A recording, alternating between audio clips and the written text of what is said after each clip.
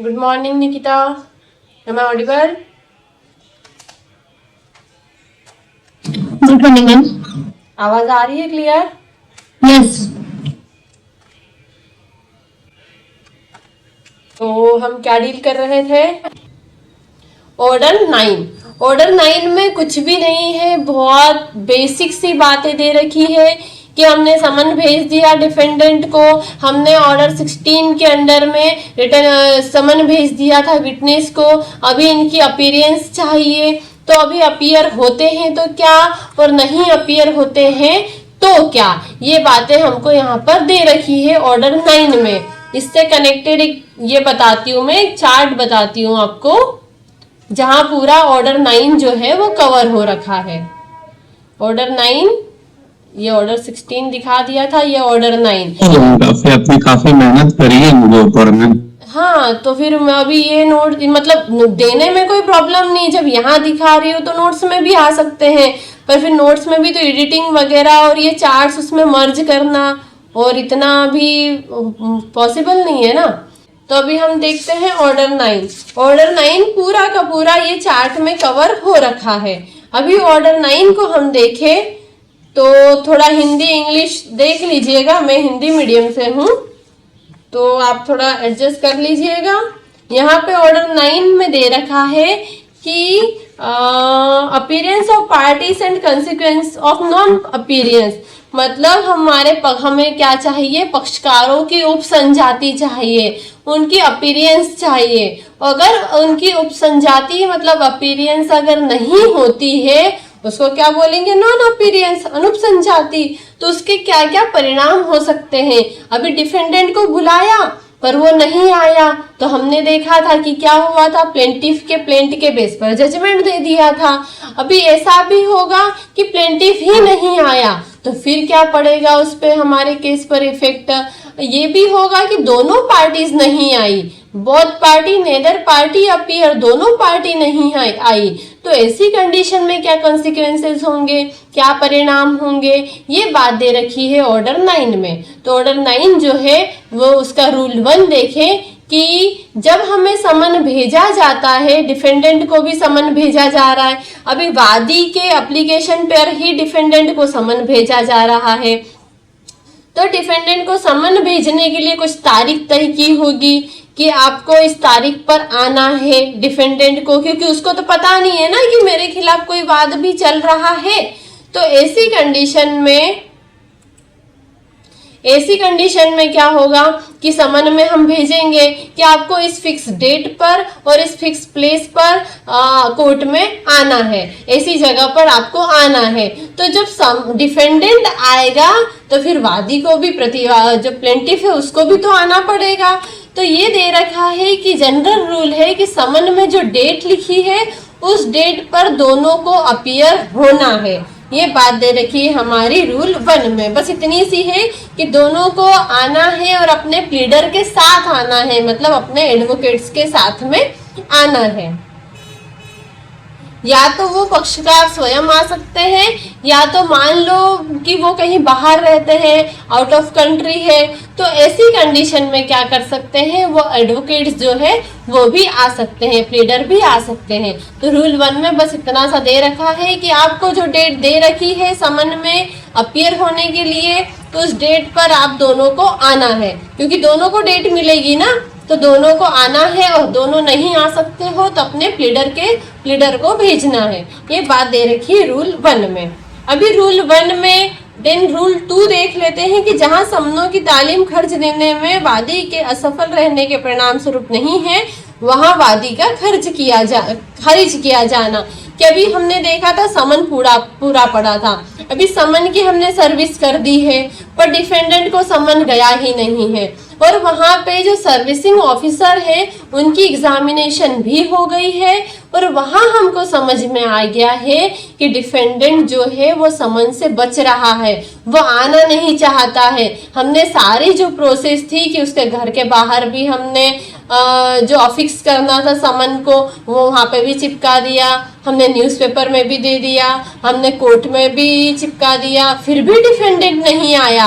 तो ऐसी कंडीशन में क्या होगा, कोर्ट को पता चल गया है कि हमने समन की सर्विस तो कर दी है पर डिफेंडेंट बच रहा है, ऐसी कंडीशन में वो जो वाद है उसको खारिज कर दिया जाएगा। यहाँ यही दे रखा है कि खर्च देने में वादी के असफल रहने के परिणाम स्वरूप नहीं हुई है।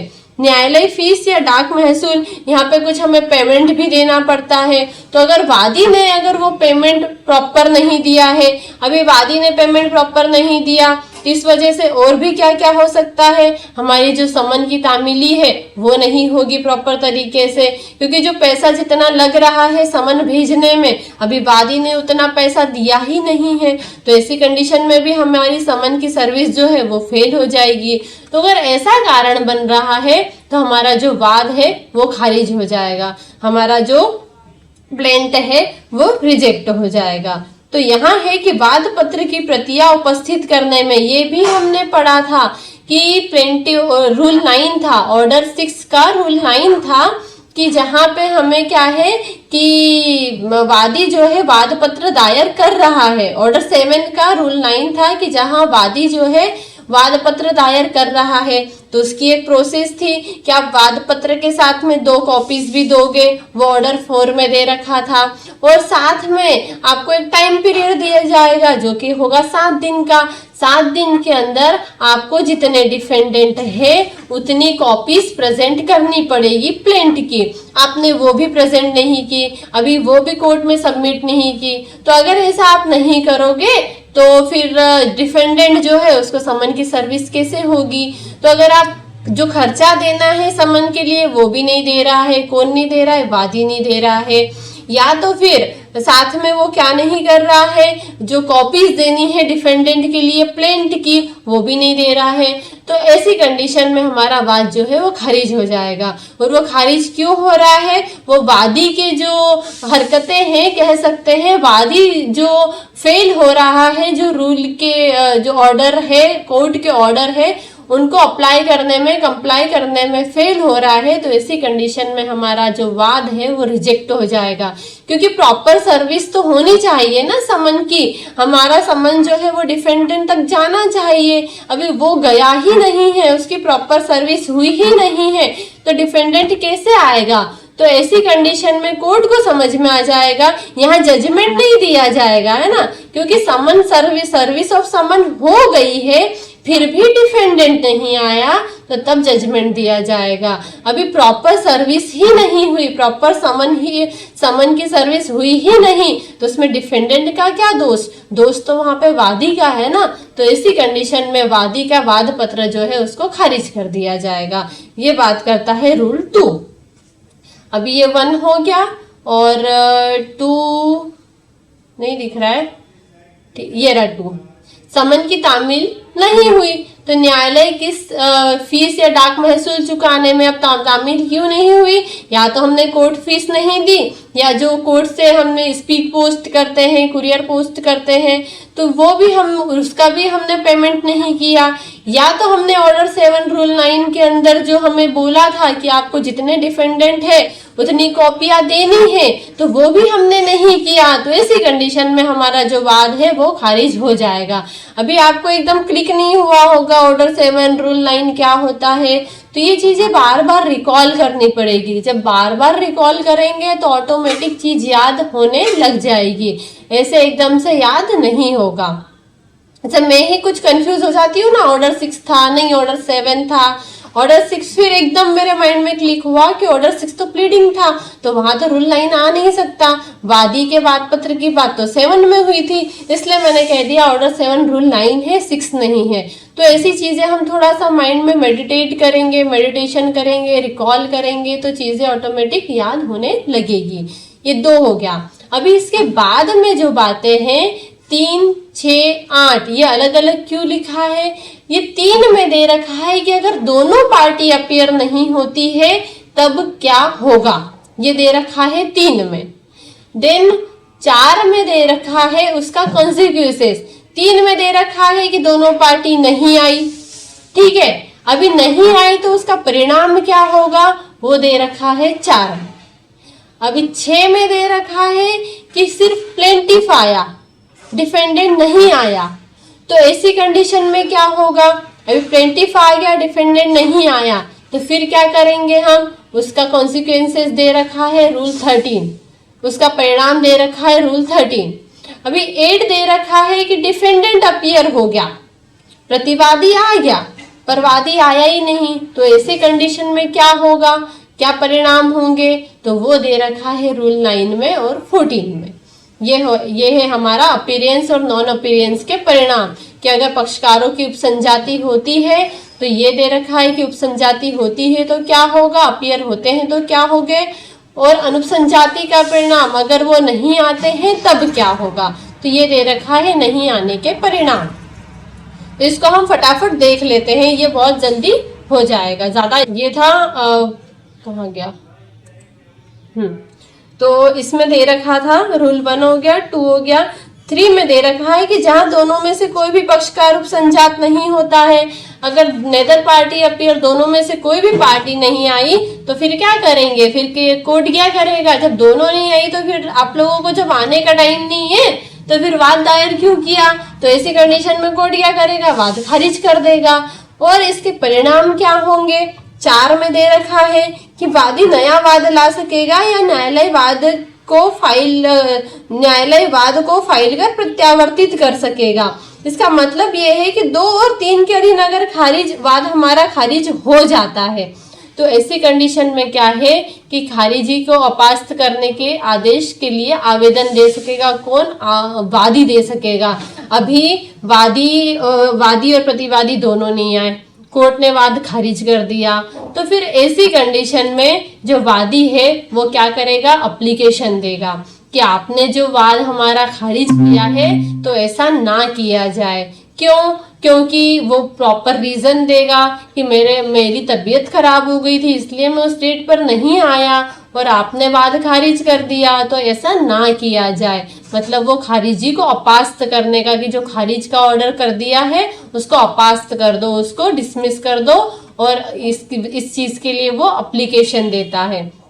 या तो क्या कर सकेगा, वो नया वाद ला सकेगा, उसके पास दो रेमेडी है, या तो वो जो आवेदन उसने दिया, अगर वाद खारिज हो गया है तो आवेदन देगा कि मेरे पास वैलिड रीजन है क्योंकि इसलिए मैं नहीं आ पाया, तो ऐसी कंडीशन में आपने जो वाद खारिज किया है इसको अपास्त कर दीजिए और मेरा वाद जो है मैं नया वाद लेकर आऊंगा। तो ये 3 में दोनों पार्टी नहीं आई तो वादी जो क्या है, आवेदन देगा कि आपने जो वाद खारिज किया है इसको आप अपास्त कीजिए, इस ऑर्डर को आप अपास्त कीजिए। तो या तो फिर वो क्या करेगा, अपना नया वाद ही लेकर आ जाएगा। उसके पास दोनों रेमेडीज है। 3 दे रखा है, ये 3 हुआ, 4 हुआ। 5 में दे रखा है समन तामील के बिना लूटने के पश्चात नए समन के लिए आवेदन में असफल। अभी हमने समन किया डिफेंडेंट को और हम क्या है, हमारा समन जो है वो डिफेंडेंट तक गया ही नहीं, मतलब हमारी सर्विस ऑफ समन जो है वो तरीके से नहीं हुई, प्रॉपर सर्विस नहीं हुई। तो ऐसी कंडीशन में जो वादी जो है वो क्या करेगा, उसको फिर टाइम लिमिट मिलेगी 7 दिन की, तो 7 दिन में वो वापस समन प्रतिवादी तक पहुंचाए। ये दे रखा है 5 में कि जहां समन प्रतिवादी या कई प्रतिवादियों में से एक के नाम निकाले जाने और तामील के बिना लौटाए जाने के पश्चात, अभी तामील क्या, अगर डिफेंडेंट के पास समन चला जाता तो वो पृष्ठांकन जो हमने बात हुई थी इंडोर्स वाली, कि वो साइन सिग्नेचर करेगा ना, और सिग्नेचर करेगा मतलब ये है कि हाँ मेरे तक समन आ गया है। अभी वो सिग्नेचर नहीं आई, इसका क्या मतलब हो रहा है कि डिफेंडेंट के पास समन गया ही नहीं है। तो ऐसी कंडीशन में फिर जो 7 दिन का टाइम लिमिट मिलेगा, तो जो वादी है उसको फिर से एप्लीकेशन देनी होगी कोर्ट में कि समन प्रतिवादी को जारी किया जाए। तो ये दे रखा है 5 में कि वादी न्यायालय से नए समन निकालने के लिए आवेदन करने में असफल रहता है। और यहाँ पे नया समन निकालने के लिए बोला, नए समन के लिए आवेदन में भी अगर वो असफल रहता है तो ऐसी कंडीशन में क्या होगा, ऐसी कंडीशन में भी हमारा वाद जो है वो खारिज हो जाएगा। ये बात हो रही है 3, 4 और 5 की। दिन 6 बात कर रहा है कि सिर्फ प्लेंटिफ अपीयर हुआ, डिफेंडेंट नहीं हुआ, तो इसके कुछ तो रीजन होंगे कि डिफेंडेंट अपीयर नहीं हुआ। तो क्या क्या रीजन हो सकते हैं? तो एक तो आएगा कि सम्यक तालीम, मतलब प्रॉपर जो है सर्विस ऑफ समन हो गई है, प्रॉपर तरीके से हमने समन भेजा, फिर भी डिफेंडेंट नहीं आया, तो ऐसी कंडीशन में क्या होगा? एक्स पार्टी हियरिंग हो जाएगी, एक्स पार्टी ऑर्डर हो जाएगा। मतलब प्लेंटिफ के जो हमने बात करी थी, प्लेंटिफ के प्लेंट के बेस पर जजमेंट दे दिया जाएगा। क्यों? क्योंकि डिफेंडेंट नहीं आया, जबकि उसको सर्विस ऑफ समन हो गई थी, वो भी प्रॉपर तरीके से हो गई थी, इसलिए एक पक्षीय ऑर्डर जो है, एक पक्षीय सुनवाई हो जाएगी। ये दे रखा है 6 के ए में, 6 का क। देन बी दे रखा है व्हेन समन नॉट ड्यूली सर्व, मतलब प्रॉपर तरीके से सर्विस की समन नहीं हुई, तो ऐसी कंडीशन में हम क्या करेंगे? दूसरा समन देंगे। कौन देगा? वादी देगा, उसका एप्लीकेशन देगा कि समन से सर्विस नहीं हुई है, तो दूसरा समन प्रतिवादी को दिया जाएगा।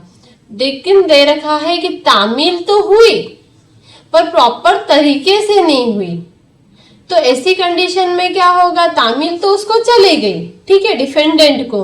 अभी डेट दे रखी है कि कल आपको कोर्ट में आना है, डिफेंडेंट को बोला है कि कल आपको कोर्ट में आना है, और हमारा समन जो है वो मान लो तारीख दे रखी है कि आपको 28 सितंबर को कोर्ट में आना है, तो ये बहुत पहले चले जाना चाहिए था समन। अभी समन उसके पास गया, पर कब गया? 27 सितंबर को जा रहा है। अभी मान लो वो कहीं बाहर रहता है, तो वो कैसे आएगा? उसके पास टाइम भी तो होना ना आने का, प्रॉपर टाइम मिलना चाहिए उसको, उसका रिटर्न स्टेटमेंट रेडी करने का, आने जाने के लिए सारी चीजों का टाइम मिलना चाहिए। तो यहाँ क्या हुआ कि तामील तो हो गई पर सम्यक समय नहीं है, मतलब सही तरीके से तामील नहीं हुई, उसके पास प्रॉपर टाइम ही नहीं है, अभी कल ही कोर्ट जाना है और आज समन आ रहा है। तो ऐसी कंडीशन में क्या होगा कि कोर्ट जो है वो प्रतिवादी को भविष्यवर्ती दिन की सूचना देंगे, मतलब फ्यूचर डेट देंगे कि ठीक है आपके पास तामीली सही तरीके से सही टाइम पे नहीं गई, तो आपको दूसरी डेट दी जाती है, तो आपको उस डेट पर आना है। और सम्यक समय में तामील नहीं, ये जो प्रॉपर सर्विस होनी थी वो नहीं हुई। अभी ये किस वजह से नहीं हुई? वादी की वजह से ही नहीं हुई। तो वादी के व्यतिक्रम के कारण जो है वो खर्च जो है वो वादी को देना पड़ेगा। किसको देना पड़ेगा? डिफेंडेंट को देना पड़ेगा। ये बात दे रखी है ग में कि समय से नहीं हुई, तो ऐसी कंडीशन में जहां समन की सम्यक रूप से तामील पर्याप्त समय के भीतर वादी के व्यतिक्रम के कारण नहीं हुई है, तो वहां वादी को ऑर्डर देंगे कोर्ट कि आप जो है वो खर्चा दे।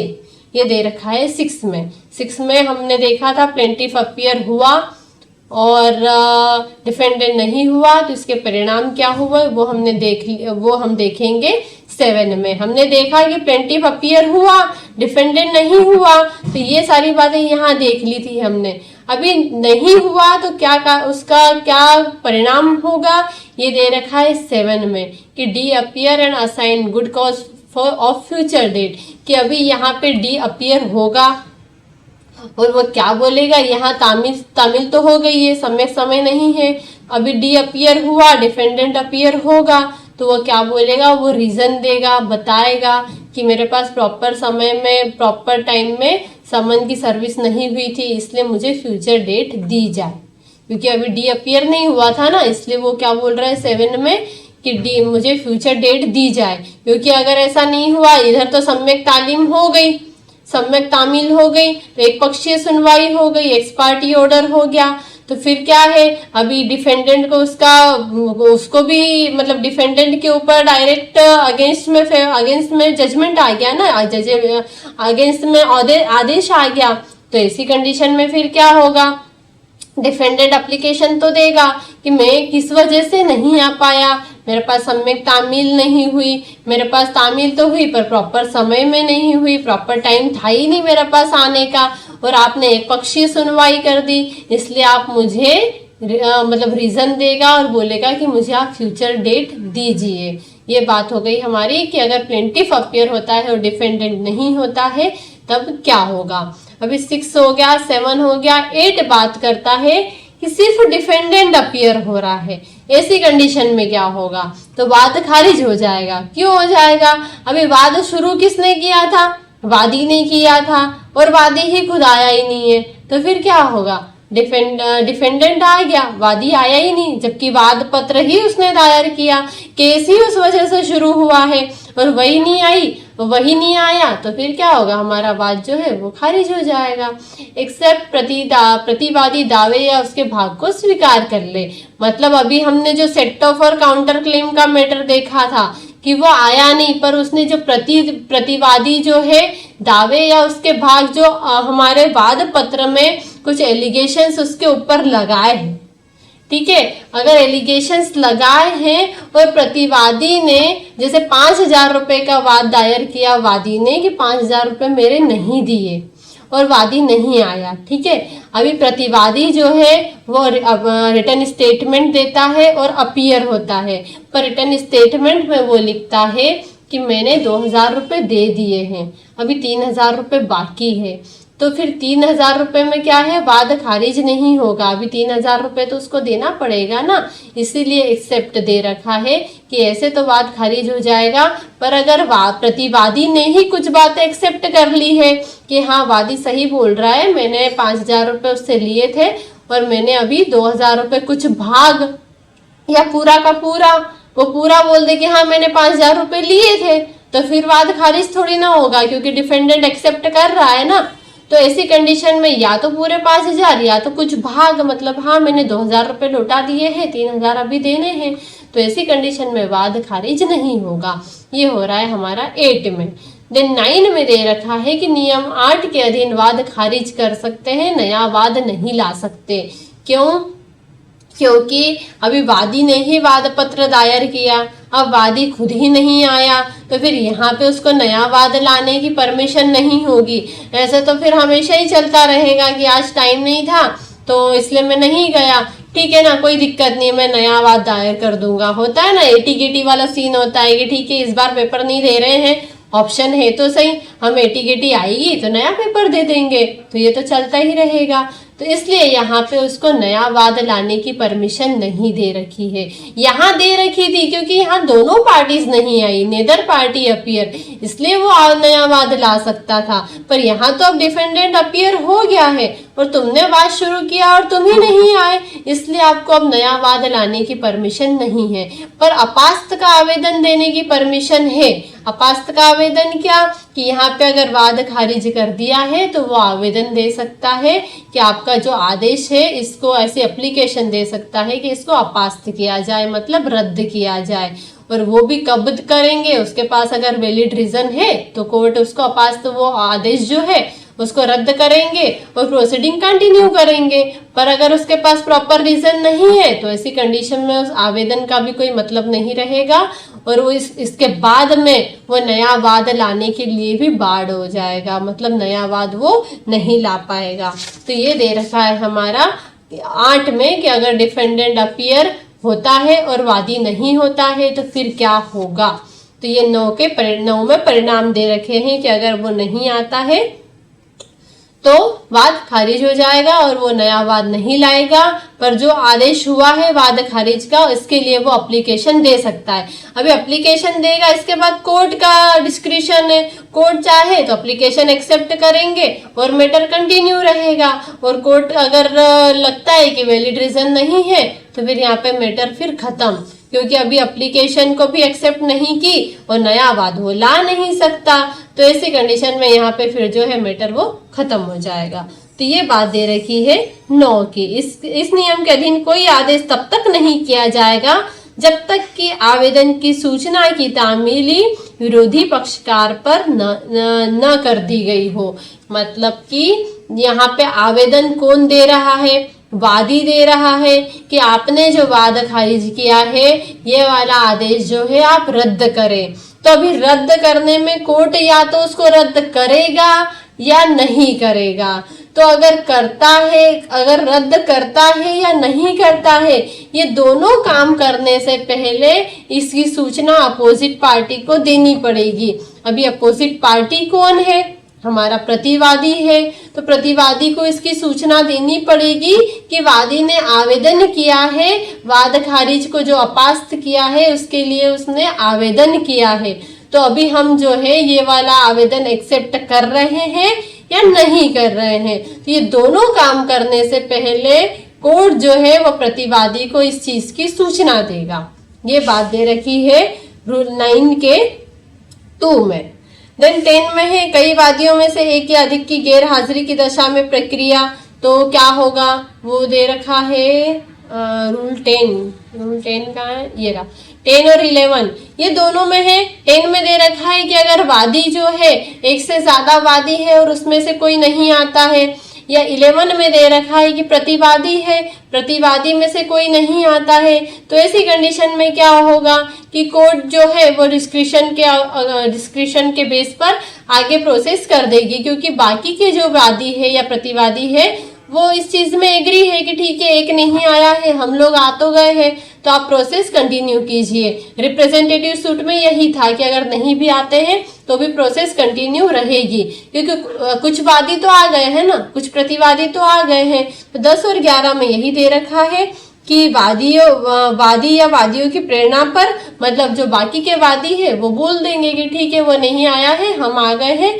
तो हम जो हमारे साथ जो होगा वो वादी उसको एक्सेप्ट करेगा या प्रतिवादी भी जो है वो एक्सेप्ट करेगा। तो यहाँ पे वही दे रखा है कि अगर उनकी गैर हाजिरी होती है तो फिर भी प्रोसेस आगे चलेगी, पर प्रोसेस तभी आगे चलेगी जब जो वादी है या प्रतिवादी है वो इस चीज में एग्री हो जाते हैं कि वो नहीं आया है, हमारी उससे बात हो गई है, तो उसको कोई दिक्कत नहीं है, तो आप प्रोसेस आगे चलने दो, तब होगा। अगर वादी ही मना कर दे तब प्रोसेस थोड़ी ना चलेगी कि नहीं उसकी उपस्थिति जरूरी है, वो आएगा तभी होगा, तो वो फिर बात अलग होगी। तो 10 और 11 में यही दे रखा है। देन 12 में दे रखा है, बस 12 और 13 आखिरी है, कुछ नहीं है इसमें। 12 में है कि स्वयं उपसंजात होने के लिए अधिस्थ पक्षकार के पर्याप्त हेतु दर्शित किए बिना गैर हाजिरी रहने का परिणाम, कि अगर वादी या प्रतिवादी जो है ये दे रखा है कि अगर हम पर्सनली अपीयर नहीं हो रहे हैं तो ऐसी कंडीशन में क्या है, पर्सनली अपीयर होने के लिए डायरेक्ट किया है, अगर कोर्ट ने बोला है कि वादी सारे वादियों को या सारे प्रतिवादियों को पर्सनली आना ही है, और फिर अगर हम नहीं आ पा रहे हैं तो ऐसी कंडीशन में हम क्या है, सफिशिएंट कॉज जो है, सफिशिएंट पर्याप्त जो कारण है वो हम कोर्ट को बताएंगे। ऐसे ही हम गैर हाजिर नहीं हो जाएंगे। अगर पर्सनल अपीयरेंस है तो हमें सफिशिएंट कारण जो है वो बताना पड़ेगा। देन दे रखा है 13 में दे रखा है एक पक्षीय डिग्रियों को अपास्त करना। जो यहाँ पे एक्स पार्टी डिग्री हो रही थी, यहाँ पे एक्स पार्टी डिग्री हो रही थी, और इधर यहाँ पे एक्स पार्टी डिग्री जो हो रही थी 13 में, तो इसके लिए क्या दे रखा है कि किसी ऐसे मामले में जिसमें डिग्री किसी प्रतिवादी के विरुद्ध एक पक्षीय पारित की गई है। अभी यहाँ पे भी क्या है, जो वादी है वो आया नहीं था और यहाँ पे प्रतिवादी नहीं आया, इसलिए प्रतिवादी के विरुद्ध क्या हुआ, यहाँ पे प्रतिवादी नहीं आया इसलिए प्रतिवादी के विरुद्ध क्या हुआ था, एक पक्षीय डिग्री हो गई थी। तो ऐसी कंडीशन में कि अगर प्रतिवादी के विरुद्ध एक पक्षीय डिग्री हो जाती है, ये 13 का जो है, ये 13 यहाँ दे रखा है कि अगर प्रतिवादी के यहाँ पे तामीली हुई, एक सेकेंड, यहाँ तामीली हुई और वो डिफेंडेंट नहीं आया तो एक पक्षीय सुनवाई हो गई, तो फिर ऐसी कंडीशन में क्या होगा, तो फिर एक पक्षीय सुनवाई अगर हो गई है तो डिफेंडेंट जो है वो रूल 13 के अंदर एप्लीकेशन दे सकता है कि उस एक पक्षीय डिग्री जो है, एक्स पार्टी जो डिग्री है उसको सेट असाइड किया जाए, मतलब उसको रद्द किया जाए। तो 13 में बस इतना ही दे रखा है कि अगर एक्स पार्टी डिग्री हो गई है डिफेंडेंट के अगेंस्ट में तो डिफेंडेंट इस चीज के लिए एप्लीकेशन दे सकता है। क्योंकि यहाँ पे वाद खारिज किया जा रहा था, यहाँ किया जा रहा था, तो जो वादी है उसने एप्लीकेशन दी ना कि जो आदेश आपने वाद खारिज का किया है उसको अपास्त करो, उसको रद्द करो। तो वैसे ही प्रतिवादी के पास भी ये रिलीफ है कि अगर उसके अगेंस्ट में एक्स पार्टी डिग्री हो गई है तो यहाँ पे वो 13 में एप्लीकेशन दे सकता है। इस एक्सपायरी डिग्री को आप जो है सेट असाइड करिए। पर मेरे पास रीज़न थे इसलिए मैं नहीं आ पाया था। अगर वैलिड रीज़न है तो उसकी डिग्री जो है उसको सेट असाइड कर दिया जाएगा। ये बात दे रखी है 13 में। तो यहाँ पे हमारा जो ऑर्डर 9 है वो कंप्लीट होता है। और यहाँ पे 14 में वही दे रखी है सेम बात जो कि हमारी ये यहाँ पे हमने देखा था कि अपास तब तक नहीं किया जाएगा। कोई भी एप्लीकेशन को अगर एक्सेप्ट की जा रही है, एक्सपायरी डिग्री को सेट असाइड किया जा रहा है, तो वो उसको अगर कोर्ट एक्सेप्ट करता है या नहीं करता है, तो ये दोनों काम करने से पहले उसको अपोजिट पार्टी को सूचना देनी पड़ेगी, नोटिस देना पड़ेगा। इसके पहले वो ऐसे डिग्री को सेट असाइड नहीं कर सकते। तो ये दे रखा है 14 में। ठीक है, हो गया है हमारा ऑर्डर 9। 2 ही लोग बचे। हर्षिता कहाँ गई, भावना कहाँ गई? 2 ही लोग बचे हैं। आज जो नवरात्रि का फर्स्ट डे है ना, तो निकल गए हम लोग। नवरात्रि में जैसे लोग उपवास करते हैं, उपवास का मतलब क्या होता है? उपधनवास, मतलब भगवान के पास रहना रहता है हमें उपवास में। तो उपवास अभी आजकल लोग क्या करते हैं? उपवास मतलब खाने का बदल, जो डेली खा रहे हैं वो नहीं खाना है और दूसरा खाना खाना है। पर उपवास वो होता नहीं है। उपवास होता है खाने का बदल नहीं, चलने का बदल। जो हमारा चलने का तरीका है उसको हमें उपवास में बदलना रहता है। पर आजकल ठीक है, ये चीज़ों का फैशन हो गया है। उपवास मतलब खाने का बदल कर लो, साबूदाने की खिचड़ी खाओ, परियाल खाओ, फ्रूट्स खाओ। पर इसमें हमें चलने का बदल करना होता है। मतलब हमारा व्यवहार होता है, जो किसी से बातचीत करने का तरीका, अगर गुस्सा आ रहा है तो गुस्सा नहीं करना है, ऐसे कुछ संकल्प लेने रहते हैं हमें। पर हम संकल्प लेते हैं कि हम चप्पल छोड़ेंगे, हम उपवास खाना नहीं खाएंगे। अपनी अपनी श्रद्धा है, ये चीज़ें भी करनी चाहिए। पर इनके पीछे के जो तर्क होते हैं उनको साथ में लेकर ये सारी चीज़ें करनी चाहिए। चप्पल छोड़ना है, क्यों छोड़ना है?